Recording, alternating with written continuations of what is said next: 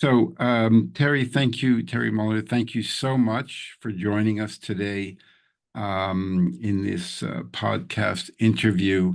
So, for those who are listening and will listen in the future, just briefly update them if they're from a different planet. They don't know who Terry Mollner is and all the work that you've been doing for many decades. Just kind of give us a bit of background as to who you are, the work that you have done and continue to do, and then we can get into the meat of the matter of common good investing as perhaps the replacement for ESG. And I'll go on mute. Okay. Well, I just celebrated my 80th birthday a couple of days ago, so I'm almost dead. What is your secret? You look fantastic. I feel good, but yeah, I feel like I'm 49, so I feel like I'm just getting started with the maturity of my life. But Wow. I've been involved with social responsible investment since the beginning. In the 1970s, Bob Swan and I started the Institute for Community Economics, and one of our projects was to launch common good in what we called social responsible investment back then. And we brought together 15 people from around the country, and I facilitated the group, and we wrote one of the first set of social screens for investing. Then one of the people I brought into that group, Wayne Silby, had started one of the first money market funds. So he and I then teamed up, and in 1982, we launched the first family of socially responsible mutual funds in the world, which was the Calvert family of socially responsible mutual funds, now called the Calvert funds. And so that was in 1982, and Wayne went to his executive team and told him he wanted to do this, and they all said he was crazy, that they were trying to get established in the investment community. And he says, well, I own the company, so guess what? I'm going to hire my girlfriend, and she's going to do it, and we're going to just do it as a skunk works. Well, in the spring of 1983 is when the entire demonstrations against apartheid in South Africa occurred on college campuses. So we knew we had to get to $30 million under investment to break even back in those days.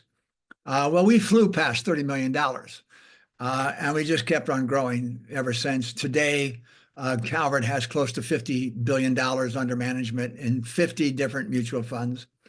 And it's a long story, but we're now owned by Morgan Stanley, one of the biggest banks in the world.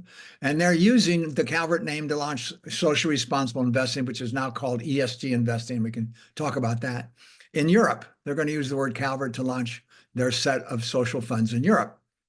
And so that was the beginning of Calvert. One of the things when Wayne and Bob Zevin, who was going to manage it, and I got together to launch the fund, to do the incorporation papers, I was a social activist. I was working with people on the ground in Cambridge, Massachusetts to try to, we created our own, one of the first, what's in the United States is called a CDFI, Community Development Financial Institution. It's a 501c tax-exempt organization that makes loans to help reduce poverty in low-income communities. And we launched one of the first ones out of ICE to do that. And that's what I was doing on the ground. And so I said, we need to do something to reduce poverty. Well, I wasn't involved with the investment community. They said, you can't do that because people aren't going to invest in the fund if you're trying to have something. So I knew we could do up to 15% not investing directly in stocks. So I ended up agreeing, okay, let's only do up to 1% and we won't do it, loaning it below market rates until social responsible investment is permanently established. And so everybody says, okay, we'll do that. They thought it would just disappear. But every year I reminded our board that we had that 1% there. And then in 1988, I read in the New York Times that Muhammad Yunus had started the Grameen Bank in Bangladesh, and he was making loans directly to poor people and having a group of people, I knew he was onto something important. So I then called up all the board members, and we decided to set up the High Social Impact Committee. And I was chair of it. And we had $250,000, and I chose the 10 best CDFIs I knew in the country and gave each of them $25,000 as a loan. And that's how this started. It's another longer story. I don't think you want all of that. But today, the Calvert Foundation, which is now called Calvert Impact, has borrowed at below market rates $6 billion. and loaned it out all over the world to reduce poverty at low interest rates. So we usually borrow someplace around 2-3%, and we loan it out at like 4%. So we've learned to live off of that 1.5% interest and break even, but it's taken us 25 years to accomplish that. And then the other thing that's noteworthy is the Inflation Reduction Act, which is not the accurate name for it, but that was the name that Congress gave it to get it to pass. The Inflation Reduction Act, which is really an act to reduce, to care about the environment. We received a $7 billion, and that's with a B, $7 billion loan fund from them, grant from them, for us to make loans to reduce poverty throughout the United States through all the CDFIs, which are now everywhere in the United States. So we just received that a while back, and we just made sure that we got it all before the Trump administration comes into existence. So we're hoping that it doesn't get clawed back. But so that's been a huge success with the Calvert Foundation now Calvert Impact Capital. So that was my first major thing in the territory that we're going to talk about today. The second major thing is that in 2000, I stepped in to help my friend Ben Cohen of Ben & Jerry's Ice Cream Company, because I read in the newspaper how I was about to get bought by a multinational I did not like, and I knew Ben didn't like it. And so when I called Ben on the phone and I said, I got an idea, let's set up a socially responsible, like Berkshire Hathaway, because let's just buy all the socially responsible companies that get big, because they're all going to have to be bought by a multinational to succeed. Let's roll them all up into one and use all the publicity that you've got to do that. He said, Terry, it's too late. I said, what do you mean it's too late? He says, on Thursday, the board's going to vote to sell it to this company. I said, it sounds like you're not happy about it. He says, I'm not. I said, your board voted against you? He said, yes. I said, ouch. So we got to stop it. He says, Terry, it's too late. I said, Ben, you don't know me now. Let me call my lawyer and I'll get back to you. He says, Terry, forget about it. It's all over with. So I called my lawyer, who I knew did this kind of stuff. And I said, blah, blah, blah, blah, blah, blah. And he says, are you a billionaire? I said, no. He says, you don't have the money. I says, I know. That's why I called you. He said, Terry, forget about it. You don't have the money. I says, okay, I'll sleep on it. He said, what do you mean you're going to sleep on it? I have this thing I do when I can't solve a problem, that I program myself when I go to bed at night to find the solution. And then as I'm waking up half asleep in the morning, I often come up with the solution. And so sure enough, the next morning I was waking up and I says, well, I don't have the money. What do I have? I says, I have reputation. So I called up the 25 leaders in the entire social responsible investment community. Now, first I called my lawyer back and I said, blah, blah, blah. He says, Terry, you don't have the money. I said, send me a power of attorney form. What are you going to do? I says, I'm going to get the 25 leading people in social responsible investment and business to sign a power of attorney, making me the spokesperson for an investment group, and I'm going to put in an offer to buy Ben & Jerry's for $265 million. He says, you don't have the money. I says, I don't need the money. I don't need the money. I just want to stop the sale. Then we'll figure out what to do. Okay, I'll send you the. So he sent me the form. I got my buddy Judy Wicks, and we called up the 25 people. Everyone said yes. Everybody signed the power of attorney. By 5 o'clock on Thursday, I'd made the phone call to Ben on Monday. By 5 o'clock on Thursday, I put in an offer to buy Ben & Jerry's for $265 million without a penny in my pocket. I told Ben I was going to do this, and he said, Terry, this isn't going to work. I said, don't worry, Ben, it'll work. We'll find out. So the next day, first of all, what happens that afternoon, the board meeting was at 5 o'clock. At 6:30, I get a phone call from their lawyer of Ben & Jerry. Says, Terry, can you meet with the board on Monday morning? I said, sure. Why? He says, because they decided not to sell to that company and they want to meet with you. I said, sure. So the next day, the New York Times lead story on the business section is Terry Mollner, White Knight, steps in to buy Ben & Jerry's ice cream. And so, and the meeting on the Monday, it's another long story because this is too much for the beginning of the phone call you want to do. But that on that Monday, I met with the board. All the board members were sitting as far away from one another as possible. Each had their own lawyer, and they're all scared to death. This is all really big. They were all social activist type for the most part. And so anyway, they ended up deciding to work with me. And to make a long story short, that took 3 months, but we ended up working out a deal to where in the last minute, my group was not going to buy Ben & Jerry's, but I worked out a partnership with Unilever, And I'd become really close with the CEO of Unilever for the Americas. And so he then made an offer to Ben and I. He says, I want you guys to be a part of my offer to buy Ben and Jerry's. He said, we had to withdraw our offer because the other company had put in an offer that it's a long story, but the other company put in an offer that was higher than our offer. And our deal with Unilever is they were going to give us $200 million as a loan, but we'd have to, if we failed to repay the loans, their percentage would go up from 35% ownership. So we knew that we would just be, working to make Unilever buy the company eventually because we couldn't make that much money.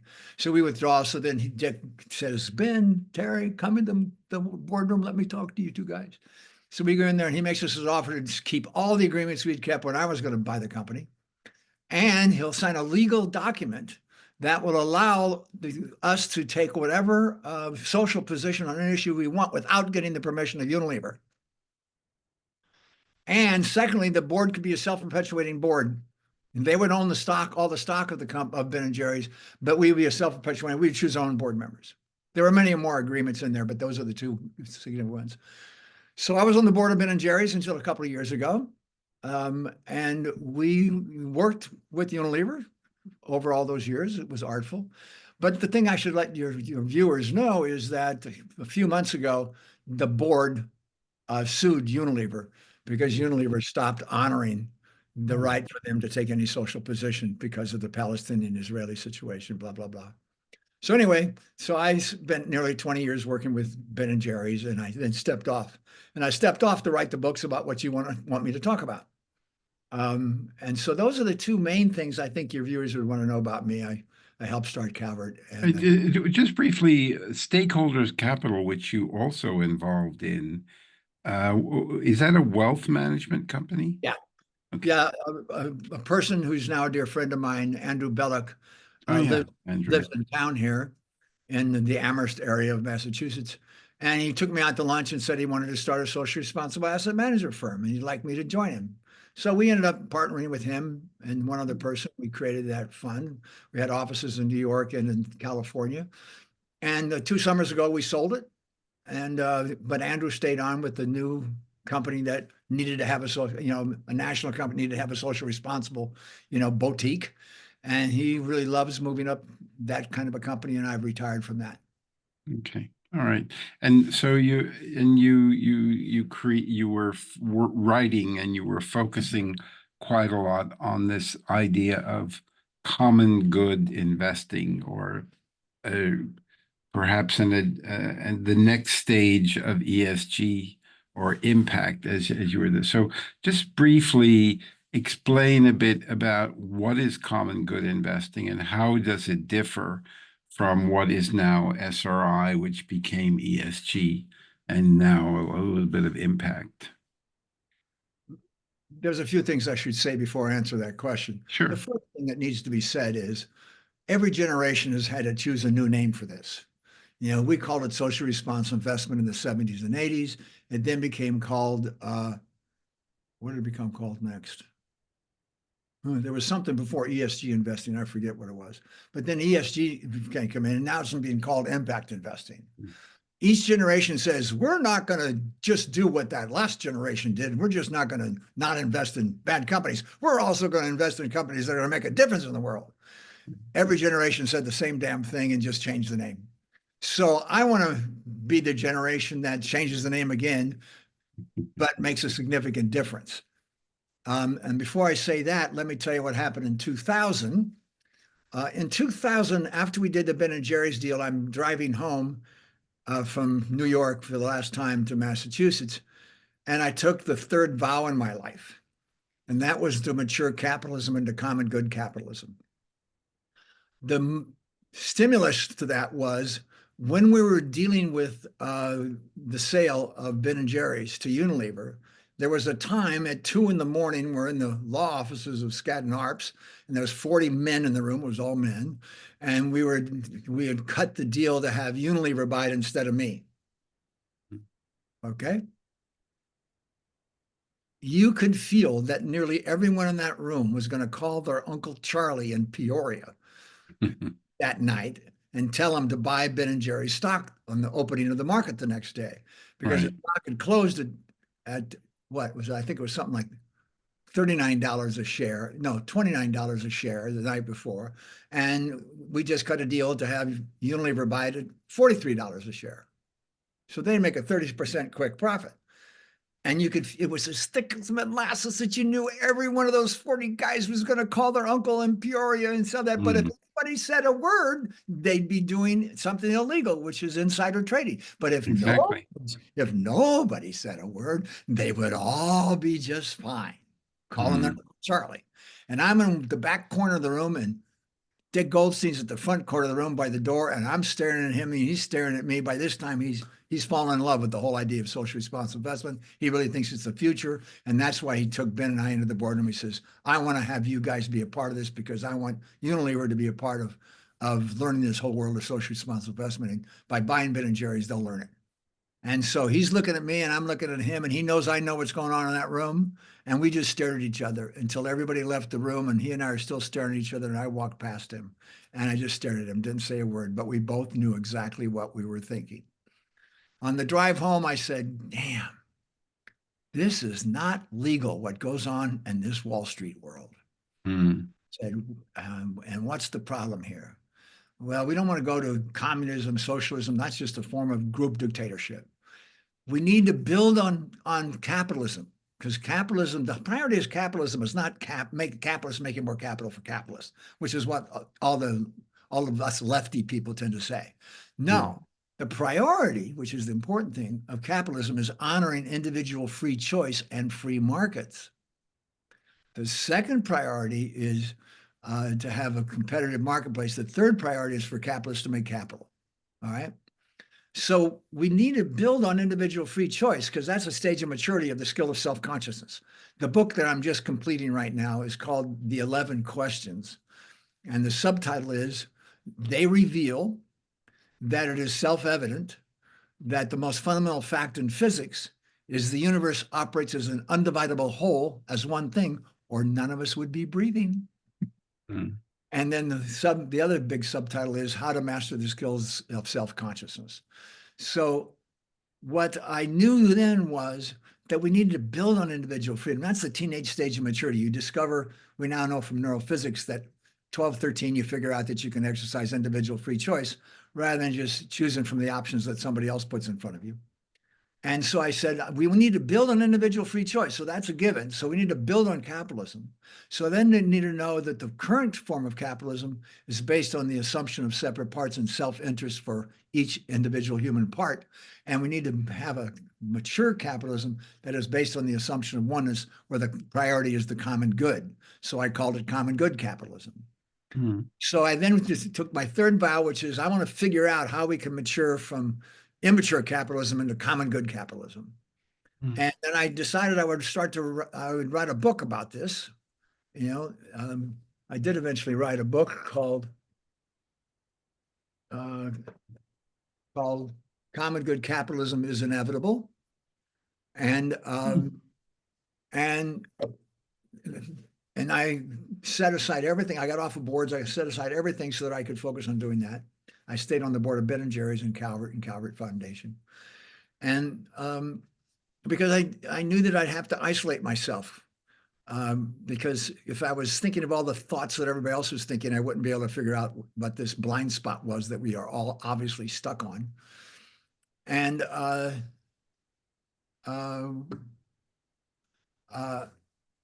so then I set out to write this book. After I finished writing that book,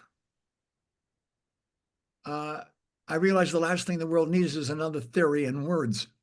And so I ended up really writing 5 books since 2000. Wow. Now I'm finishing the book this is the book that I'm finishing now, The 11 Questions. And the bottom is How to Master the Skill of Self-Consciousness, as I just had said to you.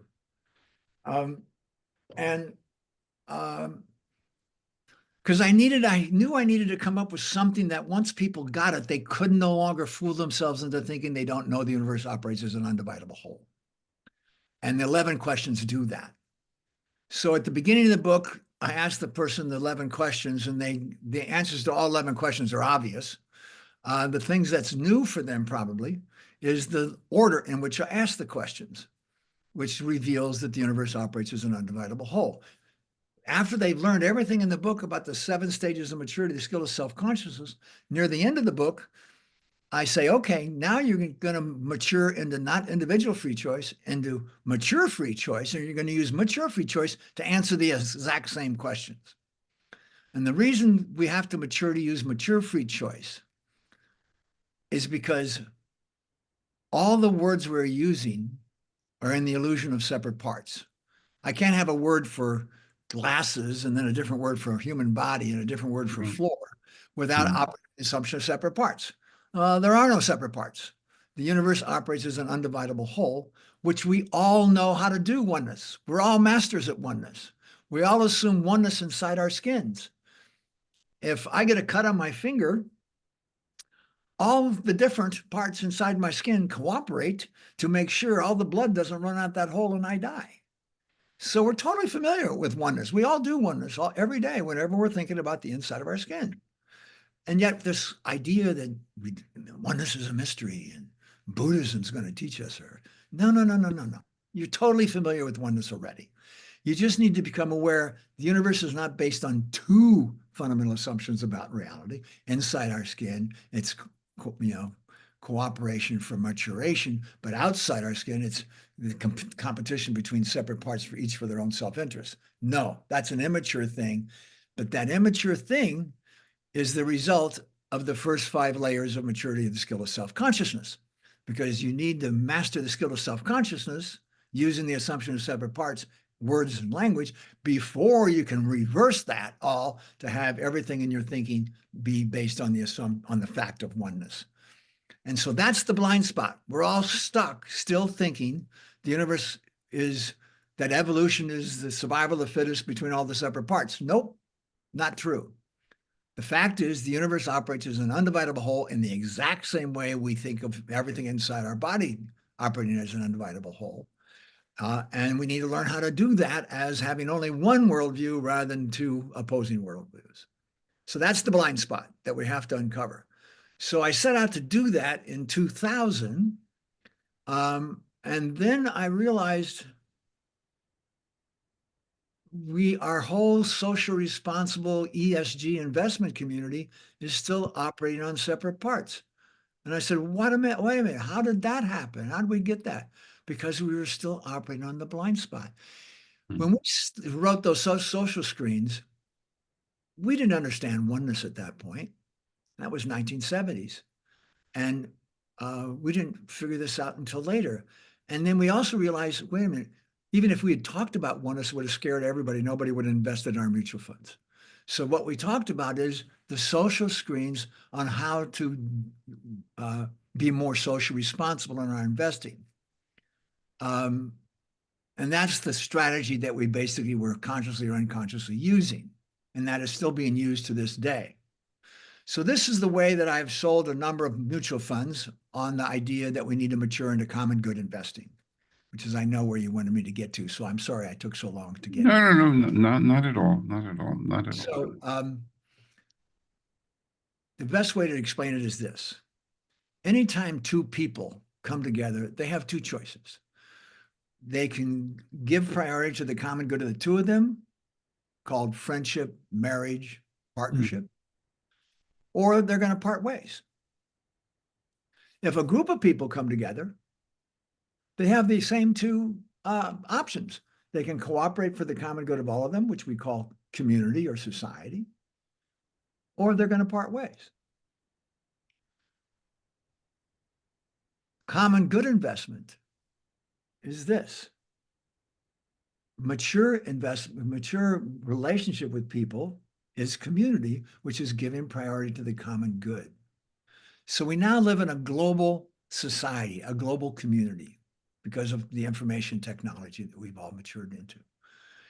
And so investing, just like corporate behavior, if you're a part of a community, of a society, which is what the United States is, which is what Massachusetts is, which is what my group of friends is what the world is now, everything is part of one great big community, then you're either going to give priority to the common good of all of us, or you're going to part ways.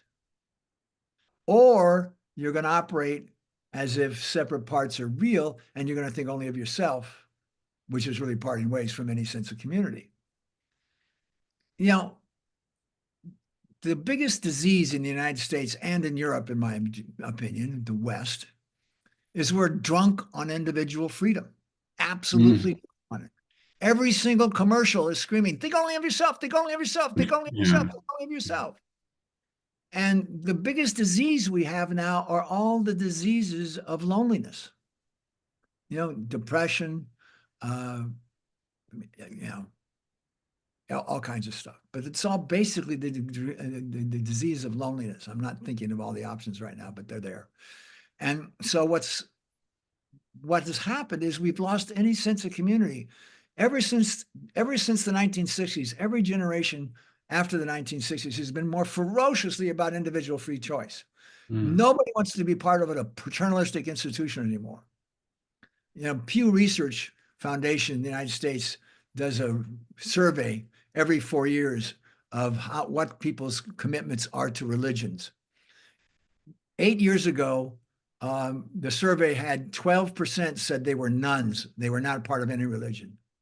The most recent one, which I think was just the last year, 30% said they were not a part of any religious organization. That's a huge jump in just a few years. Nobody wants to be part of paternalistic institutions anymore. Silicon Valley is drunk on libertarianism. We are drunk on individualism in this society. And we don't even know we are. We all think it's just the best thing, the most mature thing is to think only of your physical body. That is as anti-community as you can get. So what people are hungering for is revillaging their lives, I call it, is for some sense of community and to be raised their children in a way that is beautiful and elders them to full maturity and the skill of self-consciousness by the time they're 20 years old. That's part of what we'd all like to be a part of. We'd like to have our marriages last. We'd like to have our marriages be absolutely fantastic every moment. That's what we like. That's called a skill. That's a skill. You just can't say, I found the right person. It's a skill to do that. So the book that I'm finishing now is all about mastering the skill of self-consciousness. And the last 2 layers of maturity, well, let me just say the first 5 layers of maturity are the layers of maturity we biologically naturally go through to master the skill of self-consciousness. You know, as a baby, our priority is sensations to get food. The second, as toddlers, our priority is to recognize differences, mommy, no mommy, banana, no banana.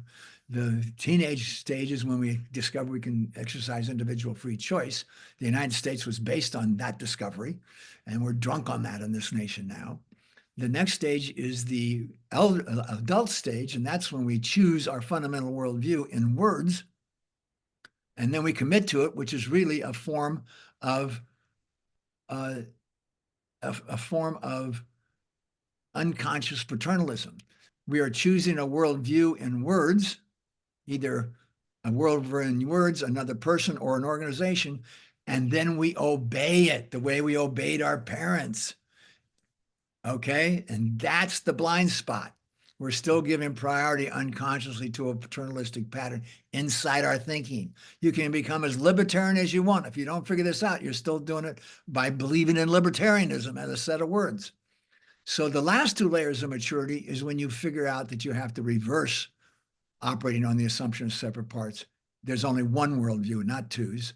And the most fundamental fact is oneness. And it's not a strange, unusual thing that you don't know about. You're doing it inside your skin every moment, all day long. So now you just have to recognize that it's the right assumption to operate on everywhere. And so, so now at the 6th stage, you master changing all your words and your beliefs to operate on that and to keep your power inside your skin. And don't ever give it to any second thing, because there's not a second thing to receive it. That's real individual freedom. But I call that mature free choice. Then the last stage of maturity is when you've turned all 6 stages of maturity into habits. So now you can effortlessly, without self-conscious need, you know, to be making sure you're doing it as a habit. as I'm talking to you right now, I think I'm getting pretty good at doing that last stage now. So I'm not having inside my thinking, I should be sure to do this when I'm talking to Robert. I should make sure to, I don't have any of that going on now. I now trust that I know how to do it as a habit. And that's what Buddha called enlightenment and the absence of attachment that he would call attachment. I'm not a Buddhist. I'm not anything. I'm Terry Mollner. So I'm just using some common language. So that's what I've been doing since 2000.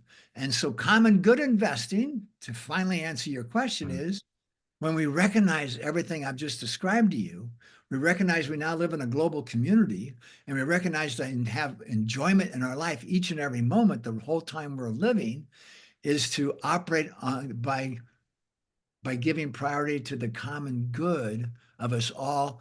You can still have your second priority be to maximize the financial return. I don't care if you make billions of dollars, that's fine. But it's got to be your second priority, which is the last thing I'll say before you can ask me another question, which is that one of the things you discover is, oh my God, one of the other illusion rules we invented was polarization. Polarization does not exist in nature. It only exists in human language. And yet everything's polarized in this society. Democrats, Republicans, men, women, it's all polarization. There is no polarization in reality. There's no polarization out there in nature. And so if polarization is the fundamental structure of my thinking when I'm operating on the assumption of separate parts, what's the fundamental structure of oneness? Priorities. Because the priorities can be in all times and all places. There's no assumption of separate parts. So mature people give priority to priorities at all times. They still, secondly, use the pattern of separate parts because that's language. Those using the 5 illusion tools that we use to be able to be self-conscious people. You still want to do that because you want to know what you're doing while you're doing it, but you don't want to give priority to the assumption of separate parts, which is what language is. Language is all separate parts. So you want to give priority to priorities. And the highest priority has to be, I am the indivisible universe, because there's no second part. And resting comfortably in that fact is full maturity in the skill of human self-consciousness. That I'd like to unpack a few of those things, but because you brought up a very important point that everyone is so obsessed about, honoring the gods of billionaires who are the new superheroes, where maybe when I grew up, it was Mickey Mantle was the big hero, or Carl Right. Yastrzemski. And Roger Maris. Remember Roger Maris? Roger Maris, yeah. And most people, particularly in the financial sector, even though they claim to be concerned about sustainability, are only extractive in nature. They're just looking what they can pull out to benefit themselves, and dying rich seems to be the goal. And we have $50 trillion supposedly going to ESG. And I was thinking, wow, if all that money was going into really restoring the social environmental balance, we shouldn't have too many problems with climate change. But we just elected a convicted felon to president, and an ultra billionaire is now determining how things need to be divided so that he can be a trillionaire.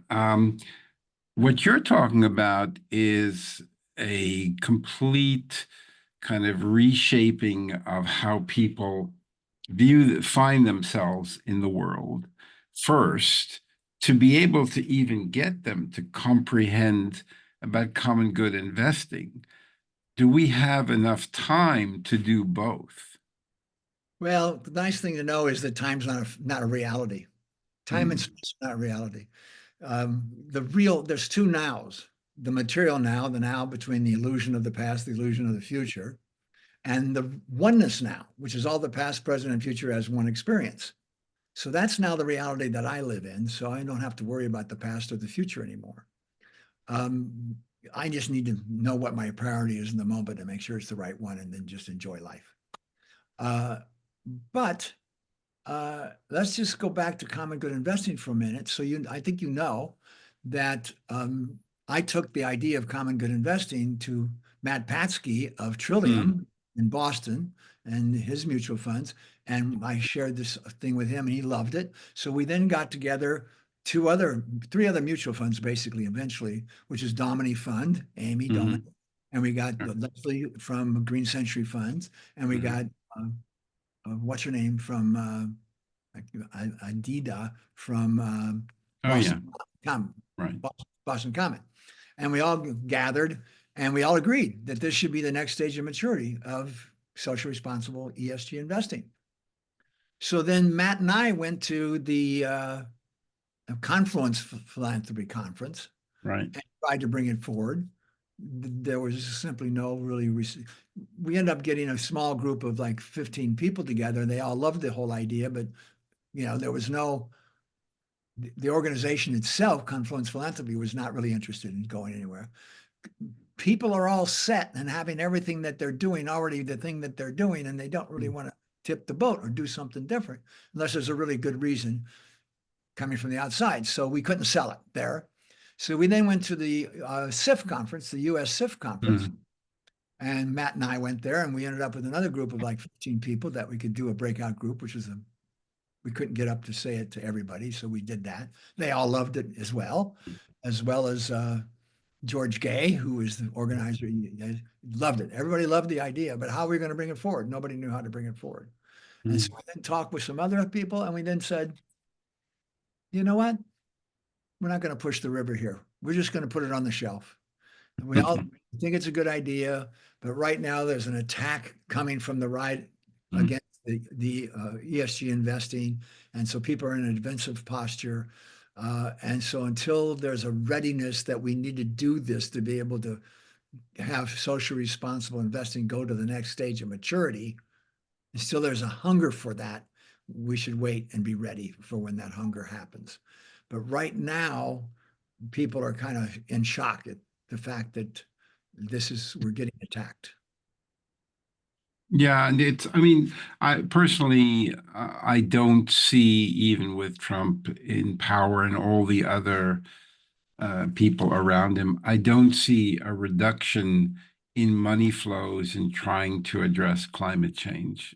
I just, if people want to invest because they think they can make money and they get their 10x, Trump is not going to be able to stop that because these are private individuals and PE firms and family offices. So I'm not really concerned about that. I'm more concerned that all scientific proof will be taken off government websites, anything related to climate. So that'll probably happen.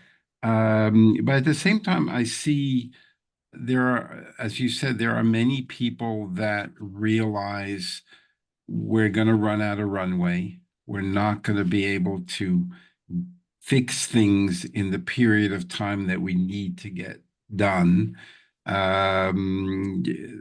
need much longer runways, and we're not going to stop using fossil fuels. So we're stuck, and the present methodology of ESG is just not doing anything in restoring the social environmental balance, and most of the climate tech investment is not impacting climate in the short term. It's biodiversity is not even restoration is not even part of the equation because there's no 10x, it's just unicorn chasing. So I understand the part of. Let me just slide in something. Sure. Before the next thought. Yeah.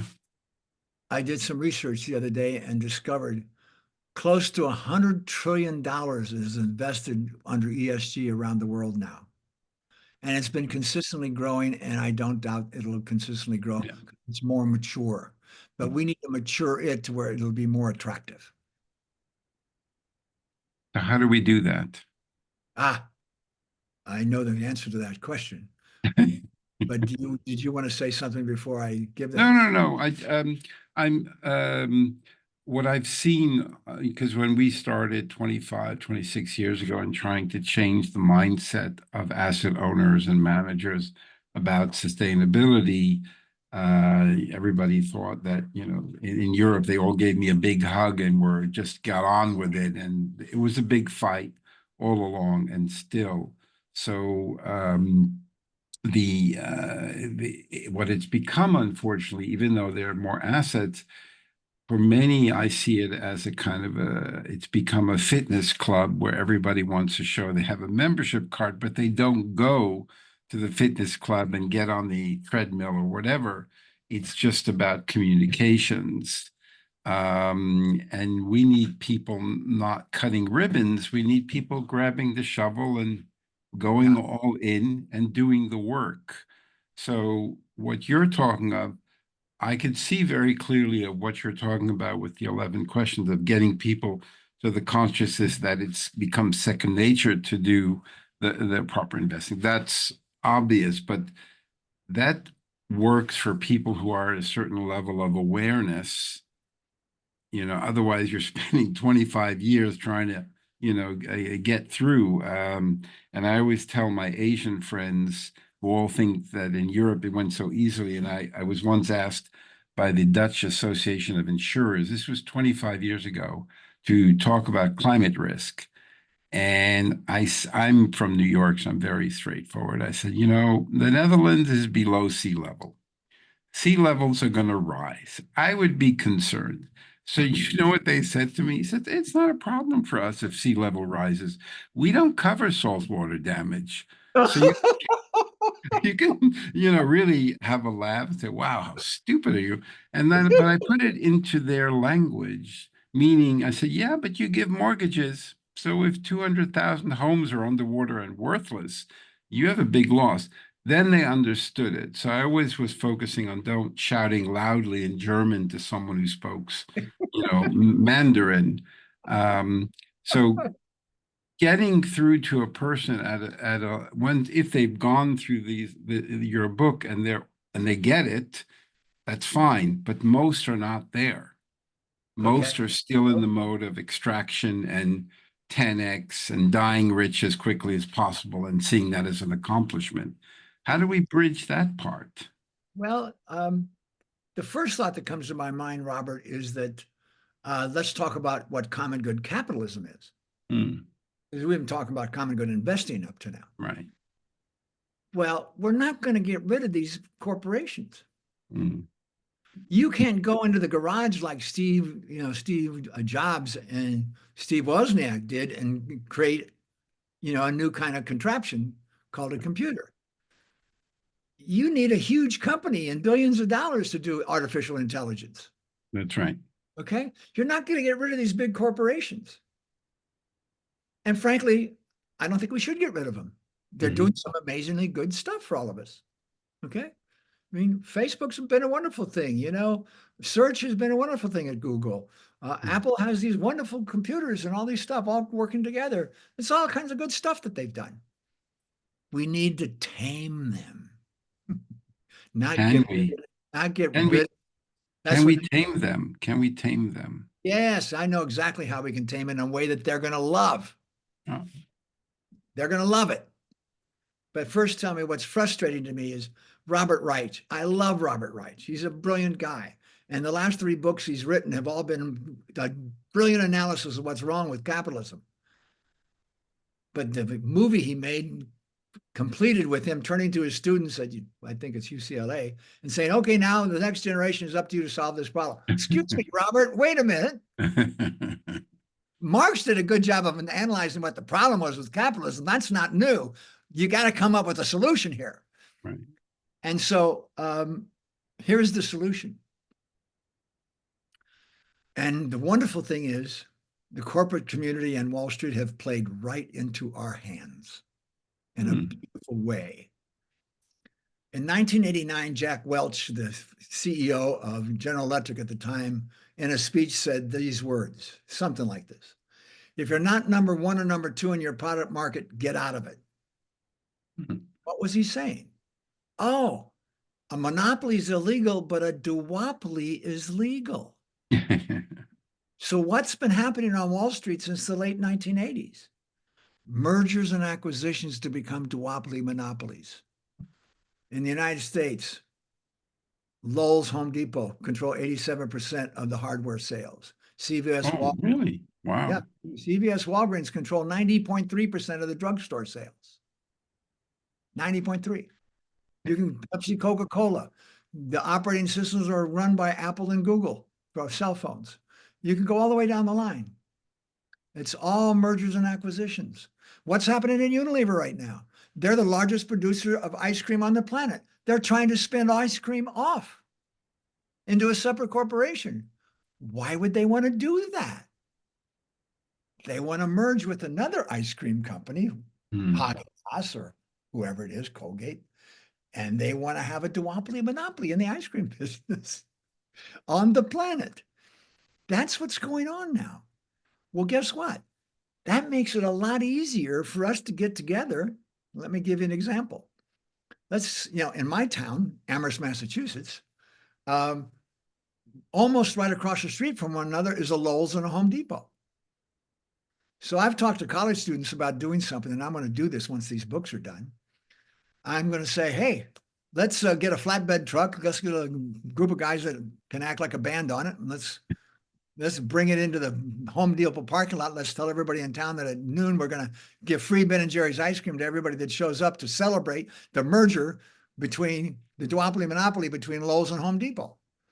And then we'll get up on the flatbed truck when everybody's showing up and eating their ice cream, and we'll say, hey, congratulations, Lowe's and Home Depot. You now have a duopoly monopoly. You can now control the pricing of all your products to make sure you make a decent profit. What a huge success you have. Let's have a celebration. Is there anybody from Home Depot that'll come out? No. Is there anybody in the audience who has ever worked at Home Depot? Yeah. Yes. What's your name? Herman. Come on up here, Herman. Herman, I want to give you this trophy and give you this, celebrate this tremendous thing that your company has succeeded in. And everybody just coached to cheer. They got a flyer when they showed up. So then we throw back a drape and there's a huge trophy, far bigger than the trophy I just gave Herman. And I say, and if Lowe's and Home Depot get together and coordinate their activities and give priority to the common good relative to one another, it won't cost them a penny. And the public will now love them. They'll have a secured duopoly monopoly. All the stock options and big salaries can all stay the same. It's just a switch of the priority. That's all that's happening. It won't cost them a penny relative to one another and solidify their duopoly monopoly. And one more thing, will now be part of the conversation about what are some additional agreements they should make for the common good. Let's talk about the environment. Let's talk about, having some of your profits go to end poverty. Let's do some things that are also for the common good that you're not thinking as strongly about now. And we don't have control, but we now have a say because we're in the conversation. It's a public conversation now. So that's the way we can go get all the duopoly monopolies, not cost them a penny, to solidify their duopoly monopoly position. We're never going to get rid of them. Let's solidify them giving priority to the common good and let everybody still make all the profits they want to make. In addition, this is another little thing I'll say that I've set up a company to do already that's already operating for my grandkids. Let's have every kid at birth have a trust fund. If we're not going to get rid of Wall Street and all these things, everybody should have a trust fund at birth, and everybody should have enough money to stay alive without having to deal with the government political system deciding about it. So that starting at 20 years old, they'll all get a distribution until death. And I've already set that up. I'm veering into that, but those are the kind of things we could also do to complement this. We want to do as much as we can in the nonprofit and for-profit sector, not in the government sector, because the government sector is for a long time going to be immature because all the people are involved, and it's stuck thinking separate parts are real, and it's stuck in polarization, and it's stuck in all this kind of stuff. Let's just talk about our election we just had. What Kamala Harris should have done is she should have stood up and said, I am proud of what we did in the Biden administration. We got the first, Donald Trump could not get an infrastructure bill through. We got it through. We have solidified control of the chip making activity. We've done all these different things, but there's some things we haven't done and we need to go to the next level. And let me tell you, I'm more outraged than Donald Trump is. More furious than Donald Trump has ever been because of the immorality of having the minimum wage still $7.25 throughout this nation. That is immoral. We can't stand for that anymore. And then we're going to make sure that everybody has a trust fund at birth. We're going to do some things that have not been done yet that need to be done because we really do care about the working people, and we're going to stop operating like we're part of the establishment, which is what all of you think we are, and you're right, we are. People did not vote for Donald Trump. There's, 40% vote Democrat, 40% vote Republican. Whoever gets 11% of the remaining 20% wins the elections, okay? So you only have two choices. You either vote for the establishment, which was Kamala Harris, which is now more established than anything, or you vote for the radical. You don't care how crazy it is. You just want to protest the immorality of the system. I mean, the billionaires and working people. Do you know that in the United States, I'm on my soapbox. Do you know in the United States, 40% of elderly people live on Social Security? Do you know what the average Social Security check is? It's something like $17,000. Here. 40% of elderly people. That's immoral. That's not outrageous. That's immoral. Yeah. In a community of people, and your brother was living on just a little bit of money, you wouldn't say, tough.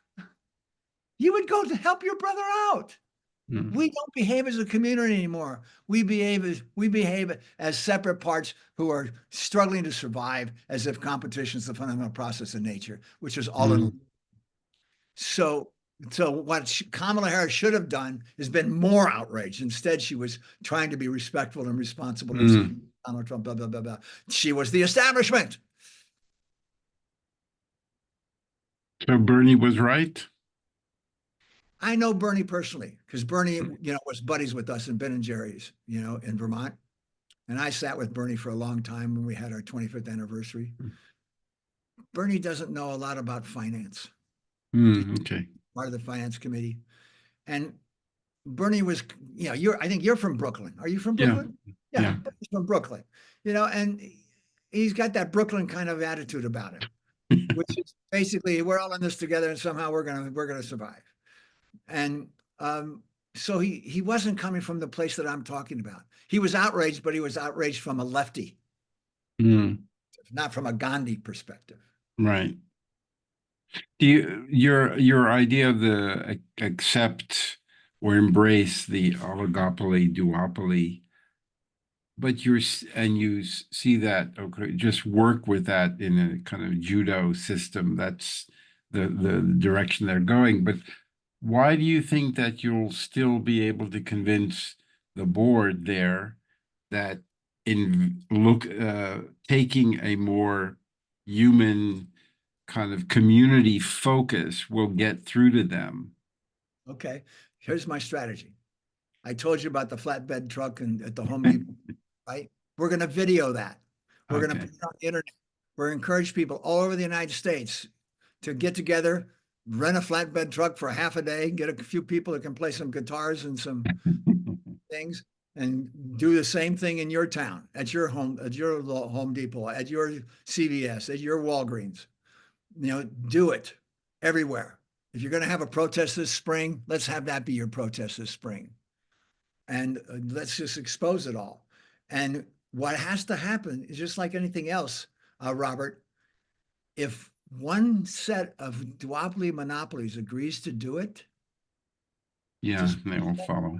Break the ice, then it's going to be a story, and the news media is going to be picking it up, and it's going to be all over the place. And then next companies will do it, the next will do it, the next will do it, and slowly it'll just begin to happen. All things happen that way. When we discovered the Earth was round, it did not happen that everybody agreed it was round in one day. It happened over time. That's the way all maturation takes place. When Lowe's and Home Depot do a duopoly monopoly, and they discovered it doesn't cost them a penny, and they discovered that everybody's now loving them, and they're thinking they're giving priority to the common good, where the government doesn't seem to be giving priority to the common good, and all these nonprofits don't seem to be giving priority to the common good. They all have their own agenda. Guess what? There'll be a lot of stories about that. There'll be a lot of people talking about that, and they'll say, hey, this could go further. Everybody should be doing this. You've been fighting the fight for quite a while. You said that yourself that you're 80. It's very easy to get disillusioned because sometimes the challenge seems overwhelming. And as you said, most people just obsessed with their own personal short-term extractive benefit. How do you stay enthusiastic and positive, focused, and still willing to roll the stone up the hill? I don't think of it that way. Mm, As I mentioned very much earlier in this discussion, time is not real. Location is not real. The only choice I have is my priorities in the moment, not in the material moment, but in the oneness moment. mm, And my priority is to be the only thing that's fulfilling to me now is to be a self-conscious participant in the maturation of the universe, because that's what's going on here. Maturation is a fundamental process in nature. Fundamental maturation is oneness in motion. That's what maturation is. Competition and evolution is not the fundamental process in nature. Maturation is the fundamental process in nature. And being a self-conscious participant in that is what I want to do. So what's my strategy? My strategy is to write some books to where I lay it out really clearly so the next generation can pick it up and mature it and take it further. Is to do the flatbed truck idea in a Home Depot parking lot and get a bunch of people with the videos telling everybody else about it. You know, the main thing that the book ends up focusing on is I think it's time for a new nation defined by agreement, not geography. mm, Defining it by geography is defining it by a separate part. That's not a good idea. So define it by agreement. One of the other things that people don't tend to realize, everything we do as human beings is agreements on top of agreements on top of agreements. And mhm, that's the only thing that's possible in the world of self-consciousness, because words need to be present for us to be self-conscious, and agreements based on the assumption of oneness is full maturity in the skill of self-consciousness. So I want to start a new nation defined by agreement, which I'm calling Sensation of Oneness Nation. And I'm going to, in the book, encourages people to get together with your close group of friends, 5, 6 people, whatever it is, read the book, agree, because having friends here, friends there, friends here, friends there, that's not a community. A community is when a group of people come together, make some agreements, and joyfully live inside them. That's what marriage is supposed to be. That's what a community is supposed to be. We're not doing that. Most people are in their marriages wondering if they're getting a good deal or not. That is the yeah, killer of a marriage, and a community is not a community if you're giving priority to what you think you're getting out of it. I mean, one of the things I was just had lunch with mm, somebody. I said, a consumer is the opposite of a people who's a member of a community. A consumer sees something and says, oh, that's nice. I think I'll buy that. Or a consumer sees something and says, oh, I don't like that. Doesn't work for me. And they walk. A community member comes upon and sees something. Oh, that's really nice. Hey, let's have a party. Let's have everybody get together and celebrate. This is really cool. Or they come upon and they say, oh, this isn't working. Hey, this needs to be fixed. Hey, let's everybody all get together and fix this. A community is the opposite of being a consumer. And a, mm, cons- and a consumer is only thinking of themselves as a separate part.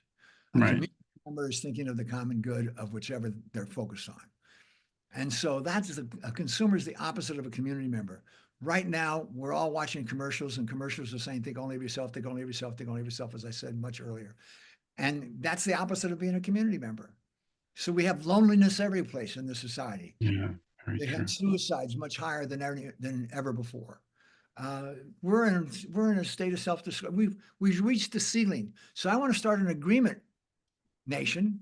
And the key things of the agreement nation is, first, everybody's going to understand the layers of maturity, the skill of self-consciousness. And we're all going to be helping each other reach full maturity in that. 2, everybody's going to keep their power inside their skin. We won't let anybody give their power away. All right. We're going to help them keep their power inside their skin. Thirdly, in our community, we're going to have an elder body. Why are we going to have an elder body? What have villages and tribes discovered throughout all of You need an elder body. Why do you need an elder body?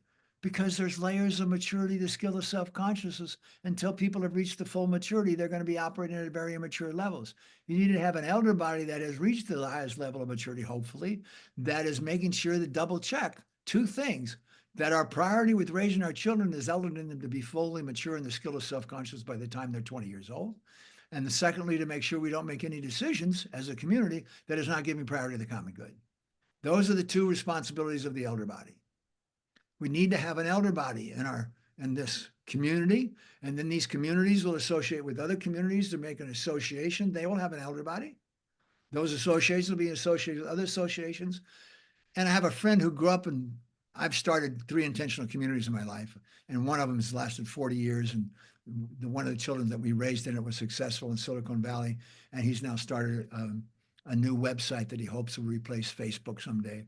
But he's also got the technology that will allow 1 billion people to self-organize themselves on a website.